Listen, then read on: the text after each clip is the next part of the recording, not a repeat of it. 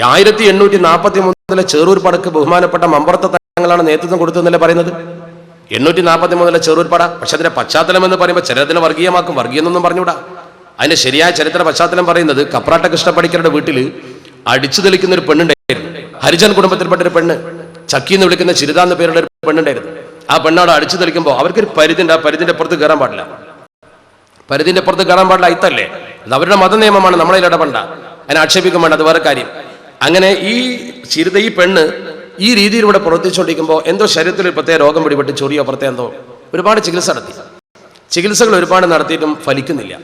ഫലിക്കാതെ വന്നപ്പോൾ ആരോ പറഞ്ഞു മമ്പറത്തെ തങ്ങളെടുത്ത് ചെന്നാൽ മതി. ബഹുമാനപ്പെട്ട മമ്പറത്തെ തങ്ങളെത്തി ചെന്നു. തങ്ങൾ എന്തോ ഒരു മരുന്ന് കൊടുത്തു, അത് കഴിച്ചു.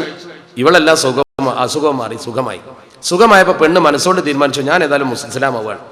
അങ്ങനെ അവളെ സ്വയം ഇട്ട പ്രകാരം ആരും പ്രേരിപ്പിക്കാതെ അവൾ ആയിഷ എന്നുള്ള പേരും സ്വീകരിച്ച് മുസ്ലിമത്തായി വന്നു. അവൾ ഇസ്ലാമിലേക്ക് വന്നു. ഇസ്ലാമിലേക്ക് വന്നതിന് ശേഷം അന്ന് ഹരിജനങ്ങൾക്ക് മാറൊന്നും മറക്കാൻ പാടില്ലല്ലോ. നല്ല മാറൊക്കെ മറിച്ച് നല്ല മുസ്ലിം വേഷം ധരിച്ച് ഇവൾ ഈ പഴയ പണിക്ക് തന്നെ പോയി. അടിച്ചു തെളിക്കുന്നതിനിടയിൽ ഇവള് സാധാരണ പരിധിന്റെ ഇപ്പുറത്ത് കടന്നു, അതിര് വിട്ട് കടന്നു. അപ്പൊ ഇവളെ കൃഷ്ണപരിക്കൽ വിളിച്ചു വെച്ചു, ഇതെന്താ നിനക്കെന്താ അപ്പൊ ഇങ്ങോട്ട് കിടക്കാൻ അധികാരം എന്ന് വെച്ചു. അപ്പോൾ അവൾ പറഞ്ഞു ഞാൻ ഇസ്ലാമിലേക്ക് വന്നിട്ടുണ്ട്, എൻ്റെ അയിത്തൊക്കെ പോയിട്ടുണ്ട്, ഇനി ഇതിൽ അയിത്തൊന്നുമില്ല. അത് കൃഷ്ണപരിക്കൽ പറ്റിയില്ല. അദ്ദേഹം അവളെ മാറ് പിടിച്ചിട്ട് ആ വസ്ത്രം വലിച്ചു ചീന്തി എന്നാണ് ചരിത്രകാരന്മാർ പറയുന്നത്. അങ്ങനെ വലിച്ചു ചീന്തിയപ്പോൾ ഇവൾ മാറ് പൊത്തിപ്പിടിച്ചുകൊണ്ട് വേദനിച്ച് മറ്റൊരു മുണ്ടുകൊണ്ട് മാറ് മറിച്ച് മമ്പറത്ത് തങ്ങൾ എത്തിയെന്നു. അതിന് മമ്പറത്ത് തങ്ങൾ പറഞ്ഞ മറുപടി, എൻ്റെ സുഹൃത്തായ കൃഷ്ണൻ അങ്ങനെ ചെയ്തോന്നാ ചോദിച്ചു. ഇത്ര ചോദിച്ചു. ഒരു പ്രകോപനം ഉണ്ടാക്കിയില്ല മമ്പറത്ത് തങ്ങൾ. വലിയതായി കുത്തുബുസ്സമാൻ പറഞ്ഞു കൃഷ്ണൻ അങ്ങനെ ചെയ്തു. അവർ തമ്മിൽ നല്ല ബന്ധമാണ്. കാരണം കോന്തുനായരാണല്ലോ അദ്ദേഹത്തിന്റെ കാര്യസ്ഥൻ. അതൊരു വിഷമായി മമ്പറത്ത് തങ്ങൾക്ക് അതൊരു വിഷമമായപ്പോൾ മമ്പറത്ത് തങ്ങൾ അന്ന് സന്ദർശകരെ സ്വീകരിക്കാതെ റൂം അടച്ചിരുന്നു എന്നാ ചരിത്രം. ഒരു സന്ദർശകനെ സ്വീകരിക്കാതെ റൂം അടച്ചിരുന്നു. അങ്ങനെ റൂം അടച്ചിരുന്നപ്പോൾ അദ്ദേഹത്തിന്റെ ആശ്രിതന്മാരായ ചില ആളുകൾക്ക് എന്തുകൊണ്ട് തങ്ങൾ പുറത്തു വരുന്നില്ല അന്വേഷിച്ചപ്പോൾ ഇതാണ് സംഭവം എന്ന് മനസ്സിലായി. ഈ സംഭവം ചോദിക്കാൻ ചെന്നു ഒരു 6-7 ആൾക്കാർ. അവരും കൃഷ്ണൻ പണിക്കരും തമ്മിലൊരു സംഘടന ഉണ്ടായി. ആ സംഘടനം ഒരു വർഗീയ കലാപമായി വ്യാഖ്യാനിച്ചു. അതിൽ പങ്കെടുത്ത ആൾക്കാരുടെ പേര് ഡോക്ടർ സി കെ കരീം സാറിന്റെ ഹിസ്റ്ററി ഓഫ് കേരള മുസ്ലിംസിലുണ്ട്. പൂവാടം മൊയ്തീൻ, പന്തുരുത്തി ഇസ്മായിൽ, പട്ടർക്കടവൻ ഹുസൈൻ, ചോലക്കൽ ബുഖാരി, കുട്ടിമൂസക്കുട്ടി ചേറൂര്, അലി ഹസൻ, കൂതനക്കപ്പുറം മൊയ്തീൻ. ഇങ്ങനെ 7 ആൾക്കാരാണ്. ഞാൻ പറഞ്ഞു വന്നത് ഈ 7 ആൾക്കാർ ഈ രീതിയിൽ അവിടെ പോയി ഒരു പ്രശ്നമുണ്ടാക്കി എന്നതിന്റെ പേരിൽ ഇവരെ ഒതുക്കാൻ വേണ്ടി 5-ാം മദിരാശിപ്പടയിലെ 60 പട്ടാളക്കാർ വന്നു. 7 ആളെ ഒതുക്കാൻ 60 പട്ടാളക്കാർ ക്യാപ്റ്റൻ ലാഡറുടെ നേതൃത്വത്തിൽ ചേറൂരിൽ വന്ന് ക്യാമ്പ് ചെയ്തു. ചരിത്രം പറയുന്നുണ്ട്. Major R.G. ബട്ടൺ സാഹിബിന്റെ ജേണലിലൊക്കെ വിശദമായിട്ട് പറഞ്ഞിട്ടുണ്ട്, പഴയ ചരിത്ര പുസ്തകങ്ങളിലൊക്കെ ഉണ്ട്. എന്നിട്ട് അവരുമായി സമരം ചെയ്തു. വലിയൊരു ഏറ്റുമുട്ടൽ. ഇവിടെ ചരിത്രകാരന്മാർ പറയുന്നുണ്ട് മമ്പുറത്ത് തങ്ങളുടെ ഒരു ആത്മീയ കരുത്തുണ്ടായിരുന്നവർക്ക്.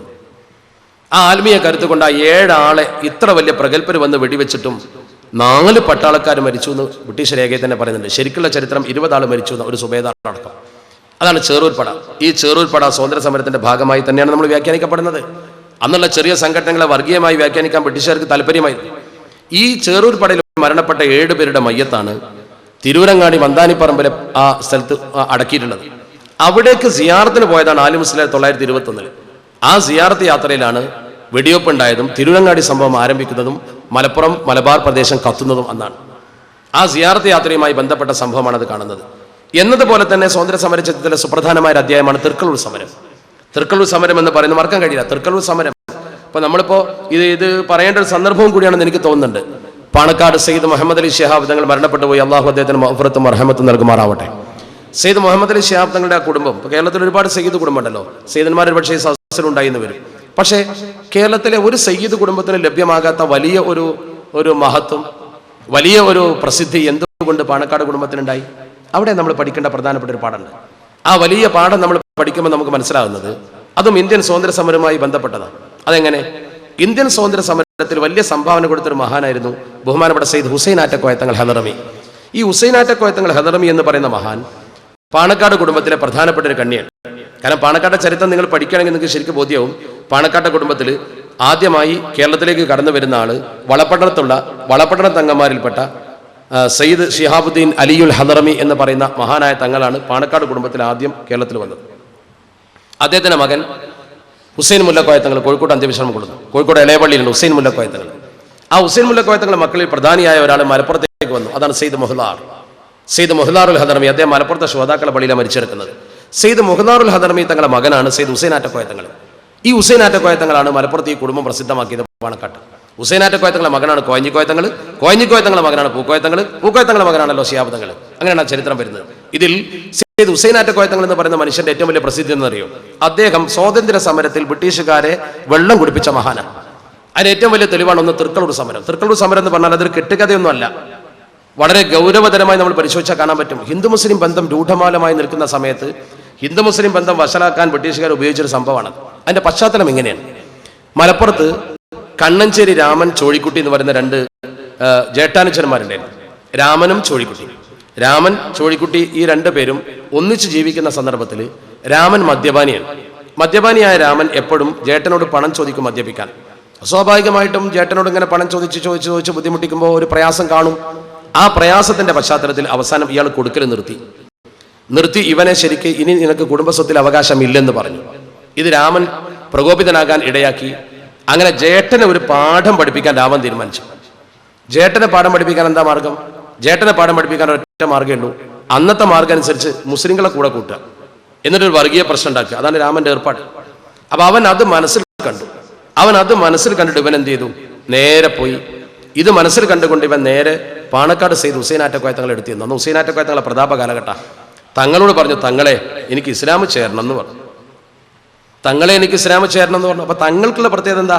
തങ്ങൾ മുഖത്തേക്ക് ഇങ്ങനെ നോക്കി. തങ്ങൾക്ക് ഈ ഇൽമുൽ ഫറാസത്ത് എന്ന് പറയുന്ന ഈ മുഖലക്ഷണ ശാസ്ത്രം വല്ലാതെ അറിയാം.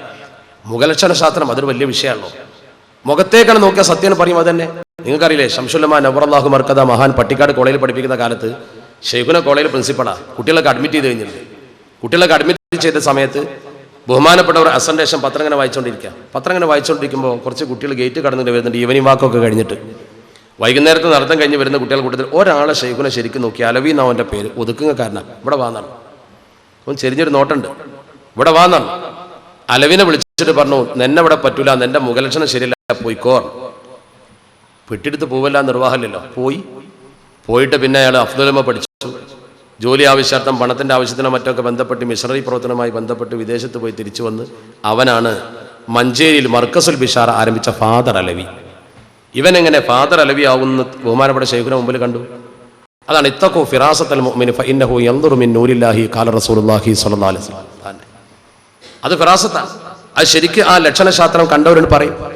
എന്ന പോലെ ഹുസൈൻ ആറ്റക്കോയ തങ്ങൾക്ക് ഇവന്റെ മുഖത്ത് നോക്കിയപ്പോൾ രാമനെ കണ്ടപ്പോൾ തോന്നി, രാമന്റെ ഈ ഇസ്ലാം ആകൽ നല്ലേനല്ല എന്നൊരു തോന്നൽ തങ്ങൾക്ക്. പക്ഷെ പാണക്കാട്ടൊരു സ്വഭാവം ഉണ്ട്, ആരും പണക്കാനും പറ്റുമല്ലോ.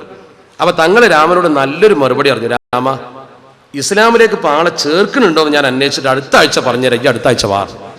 രാമന് സന്തോഷമായി. അങ്ങനെ രാമൻ മലപ്പുറത്ത് പോയി ഒരാഴ്ച കഴിഞ്ഞ് നോക്കുമ്പോൾ ഇസ്ലാമിക്ക് ചേർക്കാനുള്ള ഏർപ്പാടൊന്നും കാണില്ല. അങ്ങനെ അവസാനം രാമൻ തന്നെ സ്വയം ഒരു തൊപ്പിയൊക്കെ വാങ്ങിയിട്ട് വെള്ളക്കുപ്പായൊക്കെ ധരിച്ച് മുസ്ലിങ്ങളെ കൂട്ടത്തിൽ കൂടി നേരെ മുസ്ലിങ്ങളോട് ചെന്നിട്ട് പറഞ്ഞു, ദാ ജേട്ടൻ ഞാൻ മുസ്ലിം ആയതിൻ്റെ പേരിൽ എന്നെ ദ്രോഹിച്ചിട്ടുണ്ട്, അങ്ങനെ ചെയ്തു എന്ന് ബഹളം ഉണ്ടാക്കി. സ്വാഭാവികമായും നമ്മളെ കൗമ ഇളകുന്നുള്ളത് ഉറപ്പല്ലേ. അതിൻ്റെ പേരിൽ ചില്ലറ പ്രശ്നം ഉണ്ടായി. അങ്ങനെ ആ പ്രശ്നം അങ്ങ് പരിഹരിക്കപ്പെട്ടു പോയി. ആ പ്രശ്നം പരിഹരിച്ച് രാമൻ മുസ്ലിങ്ങളുടെ കൂട്ടത്തിൽ നിൽക്കുക.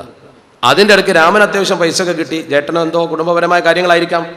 പല ചരിത്രത്തിലും പല രീതിയിലാണ് പറയുന്നത്, വ്യത്യസ്ത അഭിപ്രായങ്ങളൊക്കെ ഉണ്ട്. ചുരുക്കത്തിൽ രാമൻ തിരിച്ച് അങ്ങോട്ട് തന്നെ പോയി. അവൻ വന്നിടത്തേക്ക് പോയി. ഇത് മുസ്ലിങ്ങൾക്ക് വലിയ അഭിമാന പ്രശ്നമായി. കാരണം ഒരിക്കൽ മുസ്ലിം ആവുക പിന്നെ തിരിച്ചു പോകുക അത് വലിയ വിഷയമല്ലേ. ഇതിലൊരു വർഗീയതയില്ല. അന്നത്തെ മുസ്ലിം ഹിന്ദു പ്രശ്നങ്ങളിലൊന്നും ഇതില്ല. ഒറ്റപ്പെട്ട സംഭവങ്ങളാണ്. രാമൻ സ്വാഭാവികമായും മറുഭാഗത്തേക്ക് പോയപ്പോൾ അതുവരെ മുസ്ലിങ്ങളെ ഉപയോഗപ്പെടുത്തിയിട്ട് പിന്നെ അവൻ ഇസ്ലാം വിട്ടു പോയപ്പോൾ മുസ്ലിങ്ങൾക്ക് അവനോടൊരു ദേഷ്യം തോന്നി. സ്വാഭാവികമാണല്ലോ. അങ്ങനെ അവരെ അടിച്ച് പരിക്കേൽപ്പിച്ചു. അന്നത്തെ കൂടുതൽ വിദ്യാഭ്യാസമില്ലാത്ത ആളുകളുടെ പ്രവർത്തനത്തിന്റെ ഭാഗമായിരുന്നു അവൻ അടിച്ച് പരിക്കേൽപ്പിച്ചപ്പോൾ ഈ അടിച്ച് പരിക്കേൽപ്പിക്കാൻ മുന്നോട്ട് വന്ന ആ പ്രദേശത്തെ കിളുമുറി എന്ന് പറയുന്ന പ്രദേശത്തെ മുസ്ലിങ്ങൾക്ക് 15,000 രൂപ ഫൈൻ ഇട്ടു ബ്രിട്ടീഷുകാർ. 15,000 രൂപ. ബ്രിട്ടീഷുകാർ അങ്ങനെയാണ്. ഒരു പ്രശ്നം ഉണ്ടാകുമ്പോൾ അവരുണ്ടാവില്ല, ഉണ്ടായി കഴിഞ്ഞതിന് ശേഷം പ്രകോപിപ്പിക്കാൻ അവർ വരും. എന്തെങ്കിലും ഹിന്ദു മുസ്ലിം സംഘടന നിലനിൽക്കുള്ളൂ, തീർക്കാൻ അവരുണ്ടാവില്ല. 15,000 രൂപ ഫൈൻ ഇട്ടു എന്ന് മാത്രമല്ല, മുസ്ലിങ്ങളെ പ്രകോപിപ്പിക്കാൻ വേണ്ടി ഈ 15,000-ൽ നിന്ന് മതം മാറി അങ്ങോട്ട് പോയ രാമന് 1000 കൊടുക്കാനും പറഞ്ഞു. ഇത് മുസ്ലിങ്ങൾക്ക് വല്ലാത്ത പ്രകോപനമായി.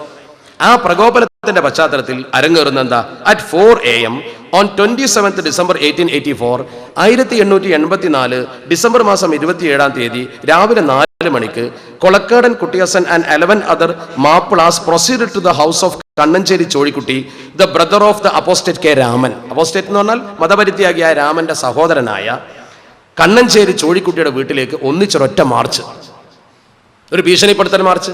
ആ മാർച്ചിന്റെ പശ്ചാത്തലത്തിൽ മലപ്പുറത്ത് ഒരു പ്രകടനം ബ്രിട്ടീഷുകാർക്കെതിരെ. ഈ മാർച്ചിന് കലാപമൊന്നും ഉണ്ടാക്കാൻ പറഞ്ഞിട്ടില്ല. ഈ മാർച്ചിനും അതുപോലെ തന്നെ ഇങ്ങനെ ഫൈൻ ചുമത്തി മുസ്ലിങ്ങളെ പീഡിപ്പിക്കുന്നതിന് എതിരെ ഈ പ്രവർത്തനം നടത്താൻ ബഹുമാനപ്പെട്ട പാണക്കാട് ഹുസൈൻ ആറ്റക്കോയ തങ്ങൾ പ്രചോദനം നൽകി എന്നാണ് ചരിത്രം. അങ്ങനെ ബഹുമാനപ്പെട്ട ഹുസൈൻ ആറ്റക്കോയ തങ്ങൾ പ്രചോദനം നൽകിയ ആ ബലത്തിൽ ഒരു ആയുധം ചരിത്രത്തിൽ ആദ്യമായിട്ട് ബ്രിട്ടീഷുകാർക്കെതിരെ മലപ്പുറത്ത് ഒരു പ്രകടനം. അതാ മനസ്സിലാക്കേണ്ടത്. ബ്രിട്ടീഷ് രേഖയിലുണ്ട്, after this exploit the gang formed and marched right through the Malappuram bazaar. അതൊരു സംഭവമാണ്, ബ്രിട്ടീഷുകാരെ സംബന്ധിച്ചുള്ള വലിയൊരു സംഭവം. ബ്രിട്ടീഷുകാർക്കെതിരെ നാക്കെടുത്ത് ശബ്ദിക്കാത്ത കാലത്തെ ആയുധം കൊണ്ടൊരു പ്രകടനം മലപ്പുറത്ത് ഒരു സംഭവമല്ലേ. ഹുസൈൻ ആറ്റക്കോയ തങ്ങളുടെ ബലത്തിലാണത്.